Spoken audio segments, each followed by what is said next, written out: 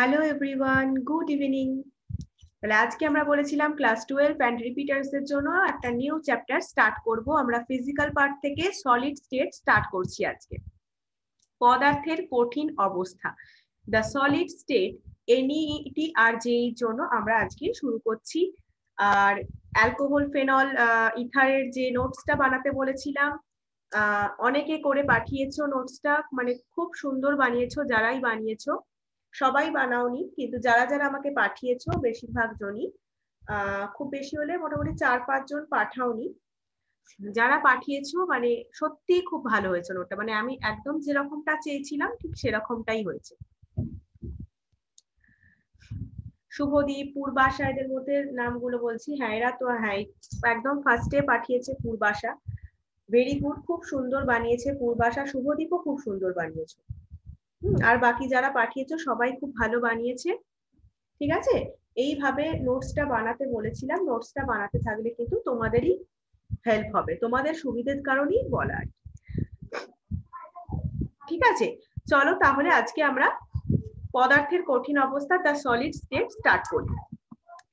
এই চ্যাপ্টারটায় আমাদের মেইন যেটা জানতে হবে যে general characteristics of the solid state, amorphous আর ক্রিস্টালাইন সলিডের মধ্যে ডিফারেন্স, ক্লাসিফাই করতে হবে crystalline solid on the basis of the nature of binding force, define করতে হবে crystal lattice and unit cell, explain করা যাবে যে close packing of the particles গুলো যে ক্লোজলি প্যাকড হয়ে থাকে সেগুলোকে এক্সপ্লেন করা যাবে, ডেসক্রাইব করা যাবে different types of voids and close packed structure গুলোকে কিন্তু এখান থেকে তুমি ডিফাইন করতে, ডেসক্রাইব করতে পারবে। ক্যালকুলেট করা যাবে packing efficiency of different types of cubic unit cell. Cubic unit সেলের ডিফারেন্ট টাইপসটাকে, টাইপসের যে প্যাকিং এফিসিয়েন্সিটা, সেটা কিন্তু এই চ্যাপ্টারটা স্টাডি করলেই তুমি ক্যালকুলেট করতে পারবে। কোরিলেট করতে পারবে the density of a substance with its unit cell properties, মানে কোনো সাবস্টেন্সের ডেনসিটির সাথে তার ইউনিট সেলের যে প্রপার্টিজ গুলো আছে তাদের মধ্যে তুমি কোরিলেশন করতে পারবে। ডেসক্রাইব করতে পারবে the imperfection in solids and their effect on properties. তুমি সলিডস এর কোথায় ইমপারফেকশন আছে সেটা তুমি ডেসক্রাইব করতে পারবে। এছাড়া তাদের এফেক্ট, মানে তাদের প্রপার্টিজ এর উপর কি এফেক্ট পড়ে এই যে সলিডস এর। প্রথমেই তো আমরা জেনারেল ক্যারেক্টারিস্টিক্স পড়বো। এবার জেনারেল ক্যারেক্টারিস্টিক পড়ার সাথে সাথে আমাদের কি জানতে হবে না সেটা মানে একদম পারফেক্ট আছে কিনা বা কোথায় কোথায় ইমপারফেকশন আছে সেটা জানতে পারবো। এছাড়া প্রপার্টিজ গুলোর উপর কি এফেক্ট পড়ে সেটা জানতে পারবো। কোরিলেট করতে পারবো electrical and magnetic properties of solid and their structure. তাহলে সলিডের বিভিন্ন যে ইলেকট্রিক্যাল প্রপার্টিজ, ম্যাগনেটিক প্রপার্টিজ আছে তাদের সাথে তাদের মানে সলিডের স্ট্রাকচারের আমি একটা কোরিলেশন সম্পর্ক আর কি তৈরি করতে পারবো। ঠিক আছে, চলো এখানে মেন কিছুই দেখা, মানে এই পার্টটা, এই স্লাইডটা কিছু পড়ার নেই। সেটা হচ্ছে তোমাদের এই কোরিলেশন, লাস্ট লাইনটা যেটা আছে, কোরিলেশন বিটুইন, আমরা তো একদম চ্যাপ্টারের ডিটেইলস এর বেঙ্গলিটা ট্রান্সলেট করে তোমাদের দিই, তো সেই কারণে ডিটেইলসটা দেয়া আছে, বাট পড়ার জন্য এইটুকুই জানা দরকার যে correlation between the structure and properties help করছে in the discovery of new solid material with desired properties. একটা মানে কোনো নিউ সলিড মেটেরিয়াল ডিসকভারির কাজ জন্য আর কি তুমি কি করবে না, একটা সাবস্টেন্সের স্ট্রাকচার আর তার প্রপার্টিজ এর মধ্যে যে কোরিলেশনটা আছে সেটা, মানে প্রপার্টিজ রিলেটেড যে কোরিলেশনটা আছে তার মাধ্যমে একটা নতুন প্রপার্টিজ যুক্ত নতুন একটা মেটেরিয়াল, সলিড মেটেরিয়ালস আবিষ্কারকে যেটা সাহায্য করে। ঠিক আছে,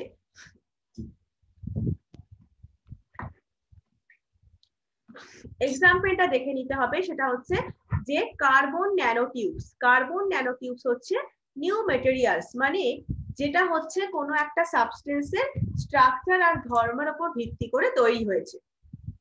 তাহলে কার্বন ন্যানোটিউবস হচ্ছে একটা new materials that have potential to provide material that are tougher than steel. বলছে যেটা কিন্তু স্টিলের থেকে টাফ হয়, মানে কঠিন হয়, আর লাইটার দ্যান অ্যালুমিনিয়াম, অ্যালুমিনিয়ামের থেকে কিন্তু আবার হালকা হয়। ইস্পাতের চেয়ে ভারী হয়। কার্বন ন্যানোটিউব হচ্ছে একটা নিউ মেটেরিয়াল যেটা ইস্পাতের থেকে মানে স্টিলের থেকে ভারী হয়, অ্যালুমিনিয়ামের থেকে হালকা হয়, and have more conductive property than copper. কপারের থেকেও বেশি এদের কিন্তু কন্ডাক্টিভ প্রপার্টি রয়েছে। মানে কপার, অ্যালুমিনিয়াম, স্টিল এগুলো হচ্ছে এক একটা সাবস্টেন্স যাদের স্ট্রাকচার, প্রপার্টিজ এগুলোর উপর ভিত্তি করে ধরো কার্বন ন্যানোটিউব তৈরি হয়েছে, সেটা হচ্ছে একটা নিউ ম্যাটেরিয়াল। ঠিক আছে, সেই নিউ ম্যাটেরিয়ালটা কিন্তু বলছে স্টিলের থেকে দেখো ভারী হচ্ছে, অ্যালুমিনিয়ামের থেকে লাইটার হচ্ছে, অ্যান্ড কপারের থেকে এদের কন্ডাক্টিভ প্রপার্টি অনেক বেশি, have more conductive property than copper. ঠিক আছে, such material may play an expanding role in future development of science and society. Science আর সোসাইটিতে ফিউচার ডেভেলপমেন্টের কিন্তু এই যে নিউ ম্যাটেরিয়ালস গুলো একটা এক্সপ্যান্ডিং রোল প্লে করে। Some other materials which are expected to play an important role in future, কিছু অন্যান্য আরো তোমার মেটেরিয়ালস রয়েছে যারা আমাদের ফিউচারে আরো ভালো একটা রোল প্লে করতে পারে, এক্সপেক্টেড আর কি এটা, সেটা হচ্ছে ধরো high temperature superconductor, magnetic material, biodegradable polymers for packaging, biocompliant solids for surgical implant. এই কাজগুলোতে এইগুলোতে ব্যবহৃত যে আমাদের মেটেরিয়ালস গুলো সেগুলো কিন্তু ফিউচার ডেভেলপমেন্টে একটা গুরুত্বপূর্ণ ভূমিকা পালন করতে পারে। সেই তাদের মধ্যেই হচ্ছে ওই হাই টেম্পারেচার সুপার কন্ডাক্টর, মানে হচ্ছে উচ্চ উষ্ণতা বিশিষ্ট অতি পরিবাহী। সুপার কন্ডাক্টর মানে খুব ভালো একটা পরিবহন ক্ষমতা আছে যার, অতি পরিবাহিতা বলে না। বা ম্যাগনেটিক মেটেরিয়াল মানে হচ্ছে চৌম্বক যে পদার্থগুলো। বায়োডিগ্রেডেবল পলিমার ফর প্যাকেজিং এর জন্য, প্যাকিং করার জন্য যে বায়োডিগ্রেডেবল পলিমার গুলো ইউজ হয় সেগুলোর কথা বলছে। বা সার্জিক্যাল প্রসেসের জন্য যে তোমার বায়োকমপ্লিয়েন্ট সলিডস গুলো লাগে সেগুলোর কথা বলছে। ঠিক আছে, the study of this state becomes more important in present scenario. তাহলে এখনকার দিনে আমাদের প্রেজেন্ট সিচুয়েশনে কিন্তু এই চ্যাপ্টারটা স্টাডি করা ভীষণ ভাবেই গুরুত্বপূর্ণ।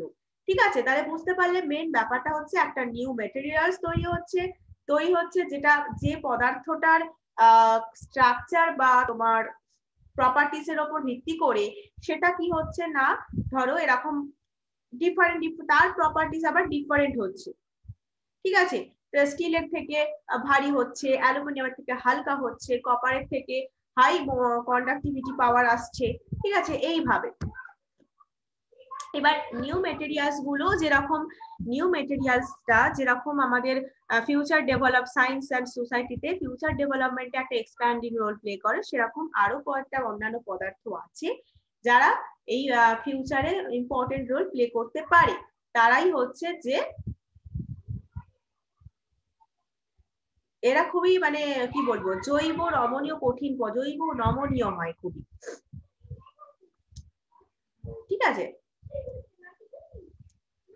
হাই টেম্পারেচার সুপার কন্ডাক্টর এগুলো যেটা বলছিলাম এই মাত্র।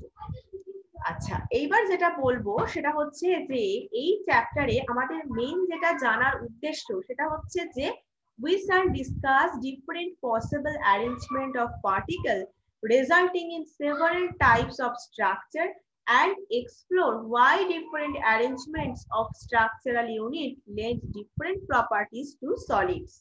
কি বলছে এই ইউনিটে আমরা যেটা পড়বো, আমরা পার্টিকেলস গুলো ডিফারেন্ট যে একটা অ্যারেঞ্জমেন্ট পসিবল যা যা অ্যারেঞ্জমেন্ট আছে সেটা বিভিন্ন মানে ভ্যারিয়াস স্ট্রাকচার এরা ফর্ম করে, সেভারাল টাইপস অফ স্ট্রাকচার এরা ফর্ম করে, সেটা নিয়ে আলোচনা করব। তাহলে এই ইউনিটে আমরা কি পড়ছি, ফার্স্টে যে পার্টিকেলস গুলোর যে ডিফারেন্ট পসিবল অ্যারেঞ্জমেন্টস আছে সেটা কি করে না different types of structure form করে সেটা ডিসকাস করব। এছাড়া we also learn how these properties get modified due to the structural imperfection or by the presence of impurities in minute amounts. এছাড়া আমরা আরো কি পড়বো এখান থেকে, না আরো যেটা পড়বো সেটা হচ্ছে দেখো, তো সেখানে আমরা সেটাই বলছি যে আরো কিছু ডিসকাস করার আছে, সেটা হচ্ছে how this properties get modify. এই যে প্রপার্টিজ গুলো কি করে মডিফাই হয়, কি করে মডিফাই হয় সেটা আমরা জানবো। মানে তোমার ওই যে স্ট্রাকচারাল ইমপারফেকশনের জন্য, স্ট্রাকচারটা যে সবসময় পারফেক্ট আছে তা তো নয়, তাহলে ইমপারফেকশনটা কোথায় আছে সেটা আমাদের স্টাডি করতে হবে। অথবা কিছু মাইনিউট অ্যামাউন্টে স্বল্প পরিমাণে কিছু ইমপিউরিটিস রয়েছে, মানে কি অশুদ্ধি রয়েছে, তার অশুদ্ধি মানে ইমপিউরিটিস প্রেজেন্ট রয়েছে, সেই কারণে কি হচ্ছে প্রপার্টিস গুলো গেটস মডিফাইড, প্রপার্টিস গুলো মডিফাইড হয়ে যাচ্ছে, সেই বিষয়টাও কিন্তু এই চ্যাপ্টারে ডিসকাস হবে। আচ্ছা, এছাড়া দেখো বলছে আন্ডার এ সরি হ্যাঁ আন্ডার এ গিভেন তোমার সেকেন্ড লাইনটা যে আছে, under a given set of condition of temperature and pressure which of these would be the most stable state of a given substance depend upon the net effect of two opposite character। Two opposite ক্যারেক্টারের মধ্যে দেখো বলছে কোন substance, কোন given substance মানে কোনটা most stable স্টেটে আছে, মোস্ট কোন একটা সাবস্টেন্সের মোস্ট যে স্টেবল স্টেট কোনটা হবে সেটা কিন্তু দুটো অপোজিট ফ্যাক্টরের একটা নেট এফেক্টের উপর ডিপেন্ড করে। ঠিক আছে, আবার বলছি যে কোনো পদার্থ, কোন একটা পদার্থ ধরো, কোন একটা পদার্থ সব থেকে স্থায়ী অবস্থায়, মানে কোন পদার্থের সব থেকে স্থায়ী অবস্থা কোনটা সেটা কিন্তু দুটো অপোজিট ফ্যাক্টর আছে, তার নেট এফেক্টের উপর ডিপেন্ড করে। সেই অপোজিট ফ্যাক্টর দুটো কি কি, intermolecular force which tend to keep the molecule closer. Intermolecular force যেটা মলিকিউল গুলোকে মানে অ্যাটমস আয়ন এগুলোকে কিন্তু একদম কি বলবো কাছাকাছি রাখতে চায়। ঠিক আছে, ইন্টারমলিকিউলার ফোর্স যেটা একদম কাছাকাছি রাখতে চায় মলিকিউলস গুলোকে। আর একটা আছে thermal energy which tend to keep them apart by making them move faster। মানে কি, তার থার্মাল এনার্জি মানে তাপীয় শক্তি, সেটা কি করে দ্রুত গতি দ্রুততর করে দূরে রাখতে চায়। ঠিক আছে, মুভ ফাস্টার মানে গতিটাকে দ্রুততর করে এদেরকে দূরে রাখতে চায়। আর ইন্টারমলিকিউলার ফোর্স কি করতে চায়, মলিকিউলস গুলোকে নিজের কাছাকাছি রাখতে চায়। তাহলে কি হলো, দুটো অপোজিট ফ্যাক্টর, এই দুটো অপোজিট ফ্যাক্টর কেমন কাজ করছে তাদের নেট এফেক্টের উপর ডিপেন্ড করছে কোন পদার্থের সবচেয়ে স্টেবল স্টেট কোনটা। ঠিক আছে, এই দুটো অপোজিট ফ্যাক্টরের উপর ডিপেন্ড করছে, সেটা একটা ইন্টারমলিকিউলার ফোর্স যেটা কি করছে মলিকিউল গুলোকে কাছাকাছি রাখতে চায়, আর থার্মাল এনার্জি মানে তাপীয় শক্তি যেটা মলিকিউলস গুলোর গতি বাড়িয়ে দিয়ে দ্রুততর করে দিয়ে তাদেরকে দূরে রাখতে চায়। ঠিক আছে, এটা হচ্ছে general characteristics of solid state. ঠিক আছে, at sufficiently low temperature, at sufficiently low temperature কি হয়, একদম টেম্পারেচার লো আছে যথেষ্ট লো, থার্মাল এনার্জিও কিন্তু লো হয়, আর ইন্টারমলিকিউলার ফোর্স তখন bring them so close that they cling to one another and occupy fixed position। তাহলে থার্মাল এনার্জি লো যেখানে সেখানে ইন্টারমলিকিউলার ফোর্স ভালোভাবে কাজ করতে পারছে, তার মানে জেনে নাও যে একদম যথেষ্ট পরিমাণে মানে সাফিসিয়েন্টলি লো টেম্পারেচারে থার্মাল এনার্জি কিন্তু লো হবে। ঠিক আছে, তখন ইন্টারমলিকিউলার ফোর্স মলিকিউলস গুলোকে এত কাছে নিয়ে রাখবে যাতে তারা একদম পরস্পরের সাথে লেগে থাকে আর কি, এবং অকুপাই করে ফিক্সড পজিশন, একটা নির্দিষ্ট স্থান তারা দখল করে নেয়। ঠিক আছে, these can still oscillate about their main position and the substance exit in solid state। তাহলে এইটাই, এই যে একটা ফিক্সড পজিশন এরা দখল করে নিল, তখনও তারা তাদের মেইন পজিশন মানে গড় অবস্থান যাকে বলে মেইন পজিশনের সাপেক্ষে কিন্তু অসিলেট করতে পারে, মানে আন্দোলিত হতে পারে, ঘুরতে পারে তারা। ঠিক আছে, তারা একটা ফিক্সড পজিশনে অকুপাই করে নিয়েছে ঠিকই, একে অপরের গায়ে লেগে আছে, কিন্তু তাদের যে মেইন পজিশনের সাপেক্ষে তারা কিন্তু অসিলেট করতে পারে। এবং তখন তুমি বলতে পারবে যে সাবস্টেন্সটা কিন্তু সলিড স্টেটে আছে, সাবস্টেন্সটা কিন্তু তখন বলতে পারবে যে সলিড স্টেটে আছে। ঠিক আছে, তাহলে কি হলো না, সাফিসিয়েন্টলি লো টেম্পারেচারে থার্মাল এনার্জি লো হয়, তখন ইন্টারমলিকিউলার ফোর্স ভালোভাবে কাজ করছে, তখন কি করে মলিকিউল গুলোকে সে এমন কাছে টেনে নেয় যে পরস্পরের সাথে তারা ক্লিং হয়ে থাকে, মানে লেগে থাকে একদম, and occupied fixed position and still oscillate above their main position and the substance exists in solid state.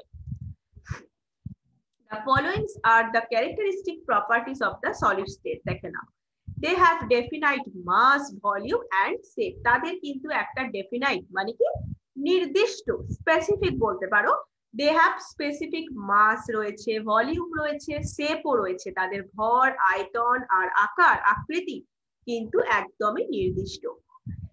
Intermolecular distances are short. ইন্টারমলিকিউলার ডিসটেন্সটা কিন্তু তাদের শর্ট হয়, দূরত্ব মানে আন্তঃআণবিক, ইন্ট্রামলিকিউলার মানে অন্তঃআণবিক আর ইন্টারমলিকিউলার মানে আন্তঃআণবিক। ঠিক আছে, একদম মানে যেটা ইনসাইডে হচ্ছে, ঠিক আছে, ডিসটেন্সটা কিন্তু কম হয়। আর ইন্টারমলিকিউলার ফোর্স জানো তোমরা খুবই স্ট্রং, দে আর কনস্টিটিউয়েন্ট পার্টিকেল, মানে এই সলিড স্টেটটা, সলিড গুলো যে আর কি পার্টিকেলস গুলো দিয়ে কনস্টিটিউট হয় সেটা হচ্ছে অ্যাটম হতে পারে, মলিকিউলস হতে পারে, আয়ন হতে পারে, তাদের একটা ফিক্সড পজিশন থাকে, আর আগের স্লাইডে যেটা পড়লাম, they can only oscillate about their mean position, তারা তাদের মেইন পজিশনের সাপেক্ষে অসিলেট করতে পারে। They are incompressible and rigid হয়, তারা ভীষণই দৃঢ় হয় আর অসংলগ্ন হয়। ইনকম্প্রেসিবল মানে হচ্ছে অসংলগ্ন। ঠিক আছে, এগুলোই হচ্ছে characteristic features of solid state. ঠিক আছে, পাঁচটা খুব একদম দেখো খুব শর্টে লেখা আছে, যেটা তুমি মনে রাখছো যে definite mass, volume, shape, intermolecular distance short, intermolecular force strong হয়, constituent particle have fixed position, they are incompressible, rigid। ঠিক আছে, দেখো মনে রাখা পয়েন্ট ওয়াইজ দেওয়া আছে, মনে রাখা খুবই ইজি। এবার দেখো সলিড কে কিন্তু তুমি ক্লাসিফাই করতে পারো দুটো ভাবে, একটা হচ্ছে ক্রিস্টালাইন, একটা হচ্ছে অ্যামরফাস। কিসের উপর বেশ করে হবে? Basis of the nature of order present in the arrangement of their constituent particle. মানে সলিড কে আমি ক্রিস্টালাইন আর অ্যামরফাস দুটোতে ডিভাইড করতে পারি, কিসের উপর ভিত্তি করে? না, on the basis of the nature of order present in the arrangement of their constituent particle। তার মানে কনস্টিটিউয়েন্ট যে পার্টিকেলস গুলো তাদের অ্যারেঞ্জমেন্টের উপর মানে নেচারটা কেরম হবে, ঠিক আছে, তাদের মানে কনস্টিটিউয়েন্ট পার্টিকেলস গুলোর মানে কোন সলিডের কনস্টিটিউয়েন্ট পার্টিকেলস গুলোর অ্যারেঞ্জমেন্টের নেচারটা কিরকম হবে সেটার উপর বেস করে ক্রিস্টালাইন আর অ্যামরফাসে ডিভাইড করা হয় সলিডকে। ঠিক আছে, এবার আমরা সব ডিফারেন্ট টাইপস গুলো পড়বো। ঠিক আছে, এবার দেখো ক্রিস্টালাইনটা ফার্স্টে আসছি। ক্রিস্টালাইন সলিড ইউজুয়ালি কনসিস্ট হয়, আমি এবার সলিড গুলো দুভাগে ভাগ করা যায়, একটা ক্রিস্টালাইন, অ্যামরফাস, সেটা হচ্ছে আমার যে সলিড গুলো যে constituent particle like atom, ion আর মলিকিউলস এ তৈরি হয়, তাদের অ্যারেঞ্জমেন্টটা কিরকম আছে সেটার নেচারের উপর ডিপেন্ড করে। ঠিক আছে, চলো, ক্রিস্টালাইন সলিড হচ্ছে usually consist of a large number of small crystal, কিছু ছোট ছোট ক্রিস্টালের, ক্রিস্টাল মানে হচ্ছে তোমরা জানো বেঙ্গলিতে যেটাকে বলে কেলাস। ঠিক আছে, কেলাস বলে যেটাকে। তাহলে স্মল ক্রিস্টাল, কিছু স্মল ক্রিস্টালের মানে কিছু মানে বহু large number of small crystal দিয়ে কিন্তু ক্রিস্টালাইন সলিড তৈরি হয়। Large number of small crystal মানে প্রচুর সংখ্যক স্মল ক্রিস্টাল দিয়ে ক্রিস্টালাইন সলিড তৈরি হয়। Each of them having a definite characteristic geometrical shape. Each of them having a definite characteristic geometrical shape. এদের কিন্তু একটা নির্দিষ্ট জিওমেট্রিক্যাল মানে কি জ্যামিতিক আকৃতি রয়েছে, নির্দিষ্ট বৈশিষ্ট্যযুক্ত জ্যামিতিক আকৃতি এদের রয়েছে। The arrangement of constituent particles মানে atom, molecules or ion in a crystal is order. ঠিক আছে, in a crystals in order wise থাকে, এরা কিন্তু একদম তোমার মানে নিয়মিত অর্ডার মানে হচ্ছে নিয়মিত সজ্জায় এরা বিন্যস্ত থাকে। অ্যাটম, মলিকিউল আর আয়নস গুলো, তারা কারা? অ্যাটম আর মলিকিউলস আর আয়ন গুলো হচ্ছে তোমার কনস্টিটিউয়েন্ট পার্টিকেল, যেটা দিয়ে এই ক্রিস্টাল সলিডটা তৈরি হয়। এক একটা সলিড এক একটা তোমার কনস্টিটিউয়েন্ট পার্টিকেলস দিয়েই তো তৈরি হয়, অ্যাটম, মলিকিউল বা আয়ন দিয়ে। এবার তাদের স্ট্রাকচারে অ্যাটম, মলিকিউল আর আয়ন গুলো কিন্তু এক একটা ক্রিস্টালের মধ্যে অ্যাটম, মলিকিউল আর আয়ন গুলোর অ্যারেঞ্জমেন্টটা কিন্তু অর্ডার্ড হয় and repetitive in 3 dimension. 3 dimension মানে ত্রিমাত্রিক। ঠিক আছে, ত্রিমাত্রিকের দিকে কিন্তু এরা রিপিটেড হয়। রিপিটেটিভ ইন 3 ডাইমেনশন, ত্রিমাত্রিক মানে 3 ডাইমেনশনের দিকে এরা রিপিটেটিভ হয়। সরি, এবার আসছি দেখো, তাহলে ক্রিস্টালাইন সলিড বুঝলে যে ক্রিস্টালাইন সলিডটা large number of small small crystal দিয়ে তৈরি হয়, যাদের একটা ডেফিনাইট ক্যারেক্টারিস্টিক জিওমেট্রিক্যাল শেপ রয়েছে। আর এই কনস্টিটিউয়েন্ট পার্টিকেলস গুলো, এই সলিডের যে কনস্টিটিউয়েন্ট পার্টিকেল, তাদের অ্যারেঞ্জমেন্ট হয় ক্রিস্টালের মধ্যে অর্ডার ওয়াইজ এন্ড রিপিটেটিভ হয় ইন 3 ডাইমেনশন। 3D তে মানে যে ধরো একটা স্ট্রাকচার আছে, আবার সেই স্ট্রাকচারটাই 3D স্ট্রাকচারে দেখলে তোমরা বুঝবে স্ট্রাকচারটা পরে আছে, স্ট্রাকচার মানে সেটাই আবার রিপিট হয়। ঠিক আছে, একদম 3D ওয়াইজ রিপিট হয়। If we observe the pattern in one region of the crystal, একটা ক্রিস্টালের একটা রিজিয়নে, ক্রিস্টালের একটা রিজিয়নের প্যাটার্ন যদি আমি অবজার্ভ করি, তাহলে we can predict accurately the position of particle in any other region of the crystal. তাহলে আমি ক্রিস্টালের অন্যান্য যে কোনো রিজিয়নে পার্টিকেলের পজিশনটা কিন্তু অ্যাকুরেটলি প্রেডিক্ট করতে পারবো। কখন পারবো? যদি আমি কোনো ক্রিস্টালের একটা রিজিয়নের প্যাটার্নটা মানে অ্যারেঞ্জমেন্ট বলতে পারো, একটা ক্রিস্টালের একটা রিজিয়নের প্যাটার্ন যদি আমি অবজার্ভ করি, তাহলে কিন্তু আমি ক্রিস্টালের যে কোনো রিজিয়নে পার্টিকেল গুলো কোন পজিশনে আছে সেটা কিন্তু অ্যাকিউরেটলি প্রেডিক্ট করতে পারবো। এবং সেই মানে পার্টিকেলস গুলো মানে অবজারভেশন প্লেস থেকে মানে যত দূরেই থাক না কেন, অবজারভেশন প্লেস থেকে সে যত however far they may be from the place of observation, মানে অবজারভেশন প্লেস থেকে সে মানে পার্টিকেলস গুলো যত দূরেই থাকুক না কেন, আমি যদি ক্রিস্টালের একটা রিজিয়নের প্যাটার্ন বা অ্যারেঞ্জমেন্ট বলতে পারো জানি, প্যাটার্নটা কিরকম জানি একটা রিজিয়নে, তাহলে সেই ক্রিস্টালের যে কোনো রিজিয়নের পার্টিকেলের অবস্থান, পার্টিকেলের পজিশন আমরা অ্যাকিউরেটলি প্রেডিক্ট করতে পারবো, যদি পার্টিকেলস গুলো অবজারভেশন প্লেস থেকে যতই দূরে থাক।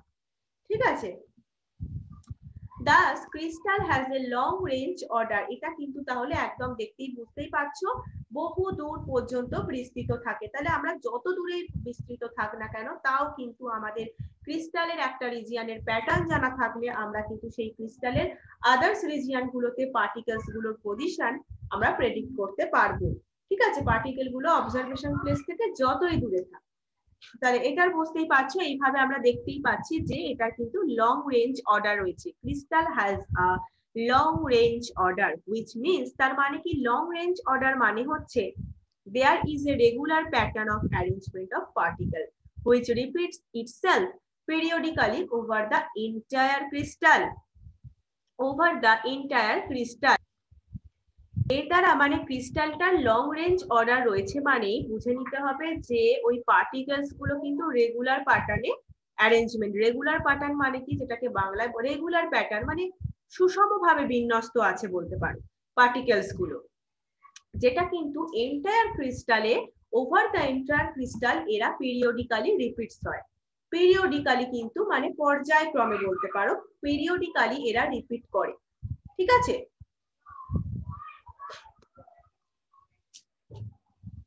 তাহলে যেমন ধরো সোডিয়াম ক্লোরাইড বা কোয়ার্টজ, এগুলো হচ্ছে ক্রিস্টালাইন সলিড, কিন্তু গ্লাস, রাবার বা মেনি প্লাস্টিক আছে, এগুলো কিন্তু ক্রিস্টাল ফর্ম করতে পারে না when they are liquid solidify on cooling।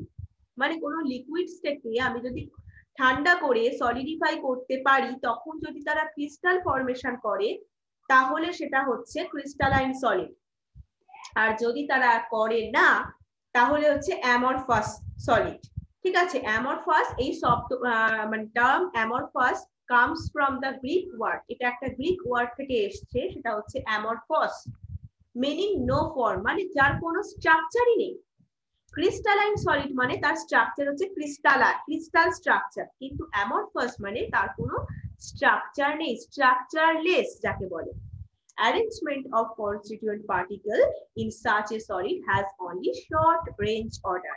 তাহলে ক্রিস্টালাইন সলিডস এর রয়েছে লং রেঞ্জ অর্ডার, আর তোমার অ্যামরফাস সলিড এর রয়েছে অনলি শর্ট রেঞ্জ অর্ডার। মানে এটা সুষমভাবে বিন্যস্ত, কিন্তু স্বল্প দূর পর্যন্ত, বেশি দূর পর্যন্ত বিস্তৃত নয়। ক্রিস্টালাইন সলিডটা হচ্ছে লং রেঞ্জ অর্ডার, মানে বহু দূর পর্যন্ত, যত দূরেই মানে আমাদের অবজারভেশন প্লেসটা যতই দূরে হোক না কেন, তাও আমি সেটা প্রেডিক্ট করতে পারবো। পার্টিকেলস গুলোর পজিশনটা যে কোনো রিজিয়ন আমি প্রেডিক্ট করতে পারবো, কিন্তু অ্যামরফাস হচ্ছে শর্ট রেঞ্জ অর্ডার, একদম বেশি দূর পর্যন্ত বিস্তৃত নয়। ক্রিস্টাল হচ্ছে লং রেঞ্জ অর্ডার, তার মানে হচ্ছে সেটা হচ্ছে পার্টিকেলস গুলোর অ্যারেঞ্জমেন্টটা হচ্ছে রেগুলার প্যাটার্নে থাকে, আর over the entire crystal periodically repeat হয়। ঠিক আছে, পিরিয়ডিক্যালি কিন্তু রিপিটস হয় পার্টিকেলস গুলো। যেমন সোডিয়াম ক্লোরাইড, এক্সাম্পল গুলো কিন্তু খুব ভালো করে এখানে মনে রাখো। তোমাকে ধরো এক্সাম্পল তুলেই দিয়ে দিল, চারটে সলিডস এর নাম দিয়ে দিল, তোমাকে তার মধ্যে বেছে নিতে হবে যে এটা কোন টাইপ অফ সলিড। ঠিক আছে, এইভাবে আসতে পারে, অথবা তোমাকে যেরকম আমি ধরো অ্যাসাইনমেন্টে দিয়ে দিই যে, বা মক টেস্টে যেরকম কোয়েশ্চেন গুলো দিই, ধরো চুজ দ্য কারেক্ট অপশন বা select the incorrect options about তোমার ক্রিস্টালাইন সলিড সম্পর্কে চারটে ক্যারেক্টারিস্টিক্স ফিচার্স দিয়ে দিল। এবার তার মধ্যে কোনটা ইনকারেক্ট হবে সেটা তোমাকে জানতে হলো। তার মধ্যে তোমাকে তাহলে প্রত্যেকটা প্রপার্টিজ কিন্তু খুব ভালো করে জানতে হচ্ছে। ঠিক আছে, তাহলে অ্যামরফাস সলিডের ক্ষেত্রে সেরকম শুধু যে ক্রিস্টালাইন সলিড দিয়ে আসতে পারে সেরকমও নয়, তোমাকে অ্যামরফাস সলিড দিয়েও কিন্তু কোশ্চেন দিতে পারে। ঠিক আছে, অ্যামরফাস সলিডেরও তাই, যে ধরো চারটে অপশনের মধ্যে একটা রাইট অপশন দিল আর বাকিগুলো রং অপশন দিয়েছে, তাহলে তোমাকে কোশ্চেনটা কি হবে, choose the correct option about তোমার অ্যামরফাস সলিড, কোন অপশনটা কারেক্ট। ঠিক আছে, এরকম ভাবে কোশ্চেন দিতে পারে। তাহলে তোমাকে ক্রিস্টালাইন সলিড বলো, অ্যামরফাস সলিড বলো, এখানে যত রকমের তুমি করবে প্রত্যেকটার জন্য কিন্তু তোমাকে প্রপার্টিজ গুলো জানতে হবে। And example, glass, rubber, many plastic আছে যারা ক্রিস্টাল ফর্ম করতে পারে না, যখন তারা লিকুইড অবস্থায় আছে, যাদের ঠান্ডা করে আমি সলিডিফাই করতে পারবো না, সেটা হচ্ছে অ্যামরফাস। ঠিক আছে, যেটা অ্যামরফাস থেকে এসেছে, সেটা হচ্ছে একটা গ্রিক ওয়ার্ড, যার মানে হচ্ছে নো ফর্ম, মানে স্ট্রাকচারলেস বলতে পারো, কোনো স্ট্রাকচার নেই। ক্রিস্টালাইন সলিডের স্ট্রাকচার আছে, তাই তো আমরা বলেছি কি জিওমেট্রিক্যাল শেপ আছে, ডেফিনাইট ক্যারেক্টারিস্টিক জিওমেট্রিক্যাল শেপ আছে crystalline সলিডের। In such an arrangement, a regular and periodically repeating pattern is observed over short distance only. তাহলে এই অ্যামরফাসের ক্ষেত্রে আমরা ক্রিস্টালাইনটা পড়ে নিয়েছি, অ্যামরফাসের ক্ষেত্রে কিন্তু কি হয় দেখো, অ্যামরফাসের ক্ষেত্রে কিন্তু রেগুলার আর পিরিয়ডিক্যালি যে রিপিটিং প্যাটার্ন সেটা অবজার্ভ করা যায়, সেটা হচ্ছে শর্ট ডিস্টেন্সে অনলি। রেগুলার প্যাটার্ন আর স্ক্যাটার্ড হয় in between, the arrangement is disordered. ক্রিস্টালাইনের ক্ষেত্রে যেমন তোমার অ্যারেঞ্জমেন্টটা অর্ডার ওয়াইজ হয়, একদম নিয়মিত সজ্জায় বিন্যস্ত থাকে, অ্যামরফাসের ক্ষেত্রে কিন্তু নয়, এরা কিন্তু ডিসঅর্ডার, বিশৃঙ্খল হয় বলতে পারো। In between the arrangement is disordered মানে বিশৃঙ্খল। রেগুলার প্যাটার্ন স্ক্যাটার্ড মানে বিক্ষিপ্ত অবস্থায় থাকে। রেগুলার যে প্যাটার্ন আমি বলছিলাম বাংলাতে যেটাকে বলে সুষম বিন্যাস, সেটা কিন্তু স্ক্যাটার্ড হয়ে মানে বিক্ষিপ্ত অবস্থায় থাকে, সুষম ভাবে বিন্যস্ত থাকে, বিন্যাস সুষম বিন্যাসটাই বিক্ষিপ্ত অবস্থায় থাকে। ঠিক আছে, আর এখানে দেখো ছিল যে regular pattern of arrangement of particle যেটা which repeats itself periodically over the entire crystal। ঠিক আছে, আর এটা ডিসঅর্ডার হয় বললামই। আচ্ছা, কোয়ার্চ আর কোয়ার্চ গ্লাস, এই এক্সাম্পল দুটো দেখো। স্ট্রাকচার অফ কোয়ার্চ যেটা ক্রিস্টালাইন, বললাম না সোডিয়াম ক্লোরাইড, কোয়ার্চ এগুলো ক্রিস্টালাইন, কিন্তু যদি কোয়ার্চ গ্লাস তুমি দেখো সেটা কিন্তু অ্যামরফাস। আমরা পড়েছি গ্লাস, রাবার, মেনি প্লাস্টিকস, এগুলো সবই কি হয়, অ্যামরফাস হয়। তাহলে কোয়ার্চ হচ্ছে ক্রিস্টালাইন কিন্তু কোয়ার্চ গ্লাস কিন্তু অ্যামরফাস। যখন দুটো স্ট্রাকচার মানে almost identical, yet in the case of amorphous quartz glass there is no long range order। দুটোর স্ট্রাকচার অলমোস্ট আইডেন্টিক্যাল। তুমি পরের ফিগারটাতেই দেখবে, দেখো দুটোর স্ট্রাকচার অলমোস্ট দেখো মনে হবে যেন সেমই আছে, অনেকটা, একদম সেম একদমই নয়, অনেকটা দেখো সেম আইডেন্টিক্যাল হলেও তারা কিন্তু নো লং রেঞ্জ অর্ডার, তারা কিন্তু বহুদূর পর্যন্ত বিস্তৃত নয়, একদম শর্ট রেঞ্জ অর্ডারে থাকে এরা। মানে এটা হচ্ছে নাম্বার এ তে আছে কোয়ার্চের স্ট্রাকচারটা দিয়েছে, আর কোয়ার্চ গ্লাসের স্ট্রাকচারটা নাম্বার বি তে দিয়েছে যেটা হচ্ছে অ্যামরফাস। আর প্রথমটা হচ্ছে ক্রিস্টালাইন, দেখতে পাচ্ছ একটা জিওমেট্রিক্যাল শেপ রয়েছে, একদম ডেফিনাইট, একটা নির্দিষ্ট হয়, যেটা হচ্ছে 3 ডাইমেনশনালে রয়েছে, দেখতে পাচ্ছ। Amorphous solid similar to that of liquid. Amorphous সলিডের স্ট্রাকচারটা কিন্তু দেখো একদম লিকুইডের মতন হয়। Due to the difference in the arrangement of constituent particles, two types of solid differ in their properties। তাহলে তাদের অ্যারেঞ্জমেন্টটা যেহেতু ডিফারেন্ট, এই যে মলিকিউলস গুলো দুটোর ক্ষেত্রে ক্রিস্টালাইন আর অ্যামরফাস দুটোর ক্ষেত্রে তো ডিফারেন্ট, তাই তাদের প্রপার্টিজও ডিফারেন্ট হবে। Crystalline solid have a sharp melting point. তাহলে এবার আমরা কি করব না, ক্যারেক্টারিস্টিক কিছু ফিচার্স বা তোমার প্রপার্টিজে চলে যাচ্ছি। ক্রিস্টালাইন সলিডস এর কিন্তু একটা শার্প মেল্টিং পয়েন্ট রয়েছে, মানে একটা নির্দিষ্ট মেল্টিং পয়েন্ট মানে কি, গলনাঙ্ক। তাহলে ক্রিস্টালাইন সলিডের কিন্তু একটা শার্প মেল্টিং পয়েন্ট রয়েছে, at a characteristic temperature they melt abruptly, they melt করে যায় abruptly, মানে হঠাৎ করে একদম মেল্ট হয়ে যায় একটা নির্দিষ্ট টেম্পারেচারে এই ক্রিস্টালাইন সলিড গুলো কিন্তু হঠাৎ মেল্ট হয়ে যায় আর বিকাম লিকুইড হয়ে যায়। কিন্তু অ্যামরফাসের ক্ষেত্রে দেখো, amorphous solids soften, melt and start flowing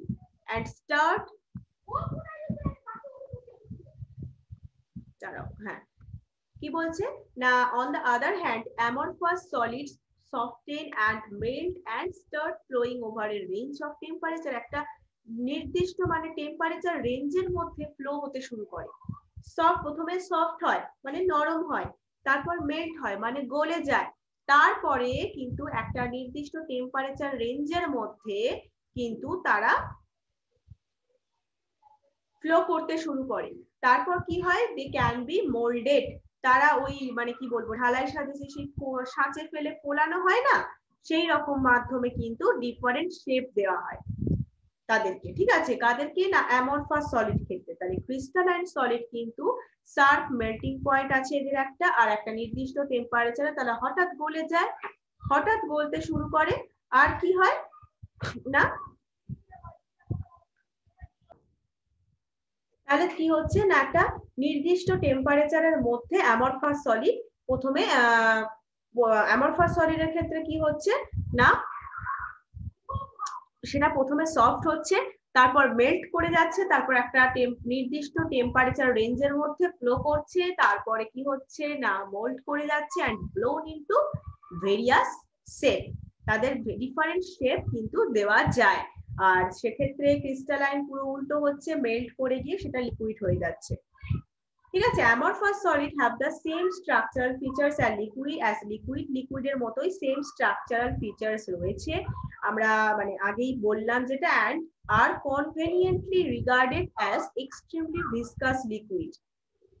এরা কিন্তু মানে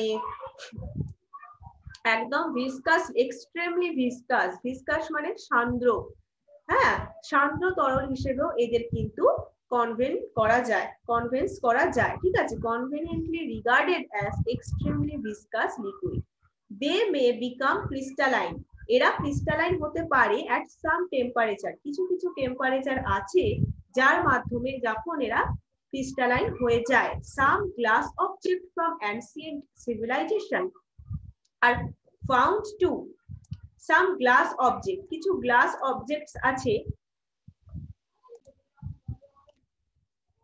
সেই গ্লাস অবজেক্টস গুলো, গ্লাস মানে কি, তারা অ্যামরফাস সলিড, মানে একদম অ্যানসিয়েন্ট সিভিলাইজেশন মানে হচ্ছে প্রাচীন যুগের, একদম প্রাচীন যুগের কিছু গ্লাস অবজেক্টস কে তোমার ক্রিস্টালাইজেশনের জন্য একদম মিল্কি অ্যাপিয়ারেন্স হয়, এদের একদম দুধের মতন দেখায়, মানে কিছু সাম ক্রিস্টালাইজেশনের জন্য। কি বলছে দেখো, আবার বলছি, সাম glass objects from ancient civilization are found to become milky in appearance because of some crystallization, এদের some crystallization এর জন্য অ্যাপিয়ারেন্সটা মিল্কি হয় গ্লাস অবজেক্টস গুলোর, আর কি একদম প্রাচীন যুগের আর কথা বলছে আর কি। লাইক লিকুইডের মতোই ক্যারেক্টারিস্টিক ফিচার রয়েছে অ্যামরফাস সলিডের। অ্যামরফাস সলিড কিন্তু have a tendency to flow, amorphous সলিডও কিন্তু লিকুইডের মতো ফ্লো হওয়ার একটা টেন্ডেন্সি রয়েছে, স্লোলি হলেও, ভেরি স্লোলি, দো ভেরি স্লো হলেও তাদের ফ্লো হওয়ার একটা টেন্ডেন্সি রয়েছে লিকুইডের মতন।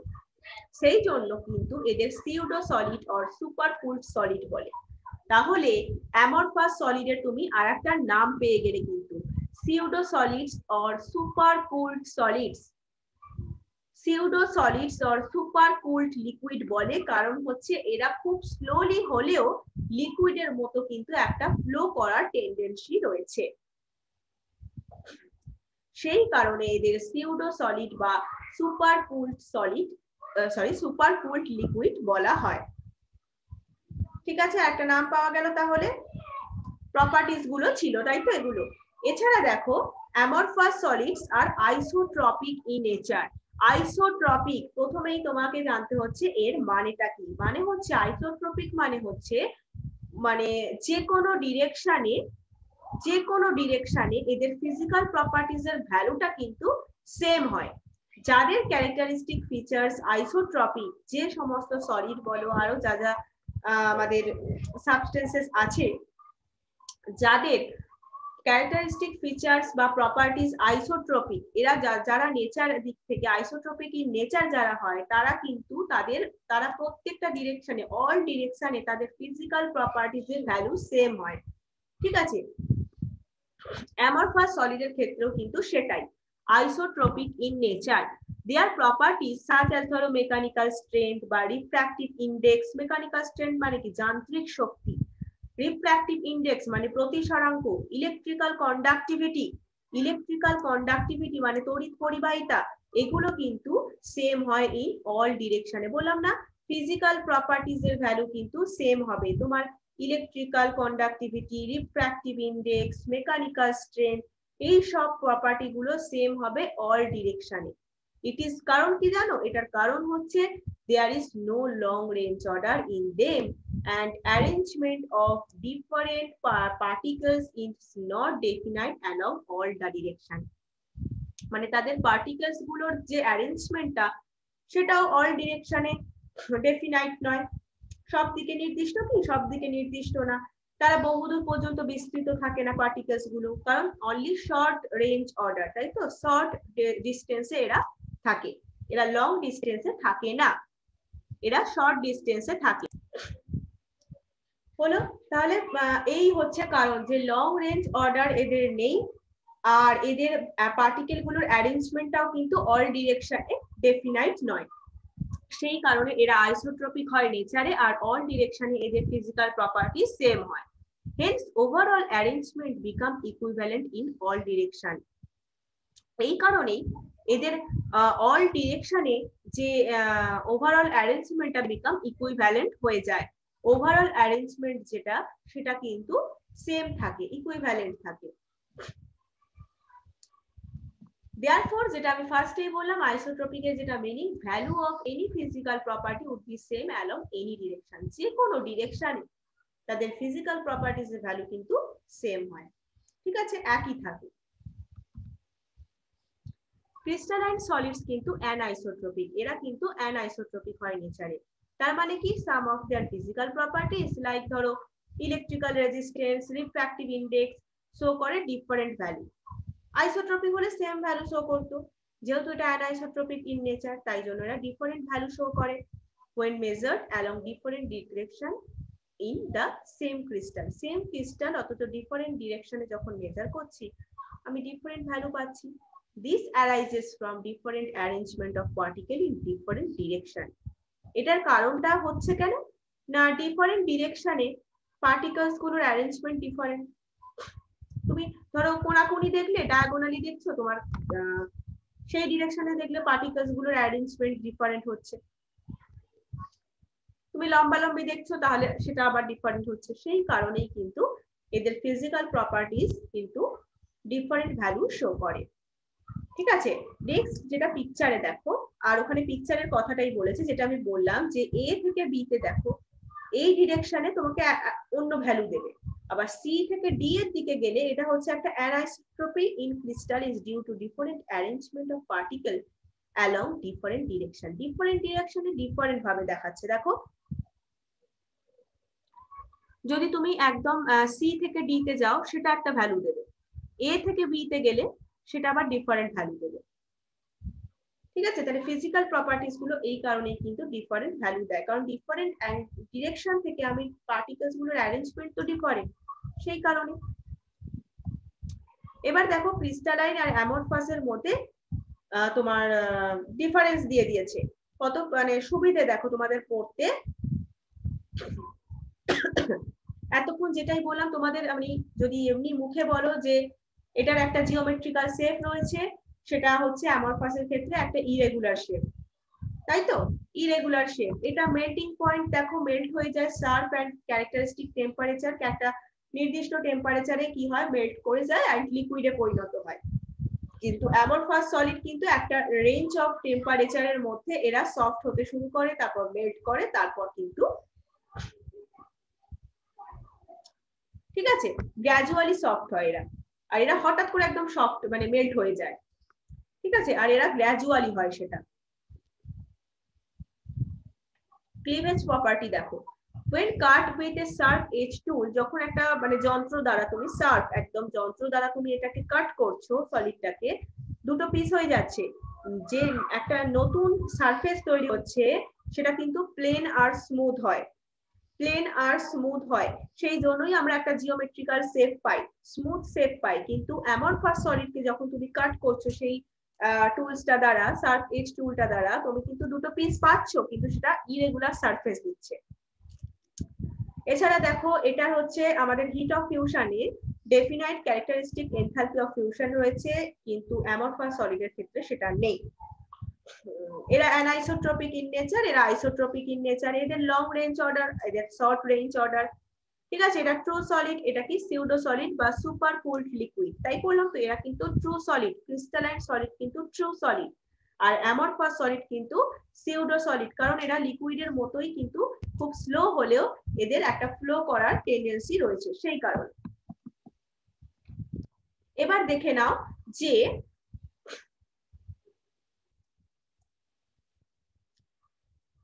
crystalline and amorphous solid, there are some solid মানে crystalline besides crystalline and amorphous solid, এরা ছাড়াও কিন্তু কিছু সলিডস রয়েছে which apparently appear amorphous, এরা appear হচ্ছে যেন মনে হচ্ছে দেখে তারা amorphous in nature but have microcrystalline structure, তারা ক্রিস্টালাইনও নয় amorphous ও নয়। ঠিক আছে, তারা হচ্ছে মাইক্রোক্রিস্টালাইন স্ট্রাকচার, এগুলোকে বলে পলিক্রিস্টালাইন সলিড। মেটালস কিন্তু এর মধ্যে পড়ে, মেটাল কিন্তু পলিক্রিস্টালাইন কন্ডিশনে যায়। ঠিক আছে, মেটালস কিন্তু পলিক্রিস্টালাইন কন্ডিশনে একদম অবস্থান করে। ঠিক আছে, তাহলে ক্রিস্টালাইন আর অ্যামরফাস ছাড়াও আরো একটা পড়ে নিলাম আমরা, যেটা হচ্ছে মাইক্রোক্রিস্টালাইন স্ট্রাকচার, যেটাকে বলে polycrystalline solid. Individual crystals are randomly oriented, so a metallic sample may appear to be isotropic even though a single crystal is anisotropic. বলছে ইন্ডিভিজুয়াল ক্রিস্টাল গুলো র্যান্ডমলি কি হয়, ওরিয়েন্টেড থাকে, র্যান্ডমলি মানে এলোমেলো ভাবে সজ্জিত থাকে, প্রত্যেক মানে এক একটা তোমার ইন্ডিভিজুয়াল ক্রিস্টালস। এবার তখন কি হয়, যেহেতু এই ইন্ডিভিজুয়াল ক্রিস্টালস গুলো র্যান্ডমলি ওরিয়েন্টেড থাকে, তার ফলে মেটালিক স্যাম্পলটা কিন্তু তোমার আইসোট্রপিক বলে মনে হয়। মেটালিক স্যাম্পলটা তখন আইসোট্রপিক বলে মনে হয়, কিন্তু এদিকে তো সিঙ্গেল ক্রিস্টালটা অ্যানআইসোট্রপিক। এদিকে যে সিঙ্গেল ক্রিস্টাল গুলো সেগুলোই এলোমেলো ভাবে যেহেতু ডিস্ট্রিবিউটেড আছে, তাই জন্য একটা মেটালিক স্যাম্পল কি তোমার আইসোট্রপিক মনে হবে, কিন্তু আসলে তো এক একটা সিঙ্গেল ক্রিস্টাল অ্যানআইসোট্রপিক হয়। অ্যামরফাস সলিডের ক্ষেত্রে দেখো, অ্যামরফাস সলিড কিন্তু একটা ইউজফুল ম্যাটেরিয়ালস। যেমন ধরো গ্লাস, রাবার, প্লাস্টিক, এগুলো তো আমরা ডেইলি লাইফে ভীষণই অ্যাপ্লাই করি। অ্যামরফাস সিলিকন হচ্ছে one of the best photovoltaic material available for conversion of sunlight into electricity. Amorphous silicon is the one of the best photovoltaic material. এটা হচ্ছে একটা ফটোভোল্টিক উপাদান, যেটা হচ্ছে তোমার সানলাইট কে একদম ইলেকট্রিসিটিতে কনভার্ট করে দেয়, সানলাইট কে ইলেকট্রিসিটিতে কনভার্ট করে দেয়। সেই জন্য তাহলে অ্যামরফাস সিলিকন ভীষণ ভাবেই আমাদের কাজে লাগে।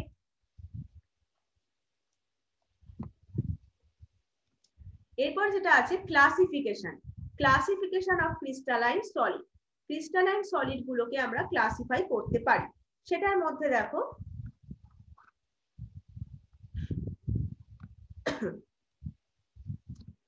Most of the solid substances crystalline হয় নেচারে, বেশিরভাগটাই কিন্তু ক্রিস্টালাইন হচ্ছে। For example all the metallic element like ধরো আয়রন, কপার, সিলভার, বা নন মেটালিকও আছে like sulphur, phosphorus, iodine compounds, iodine. এছাড়া কিছু কম্পাউন্ডস আছে, মেটালিক এলিমেন্ট আছে, নন মেটালিক এলিমেন্ট আছে, কিছু কম্পাউন্ডস আছে যারা ক্রিস্টালাইন ইন নেচার, যেমন sodium chloride, zinc sulphide, naphthalene form crystalline solid. এরা প্রত্যেকেই কিন্তু ক্রিস্টালাইন সলিড ফর্ম করে।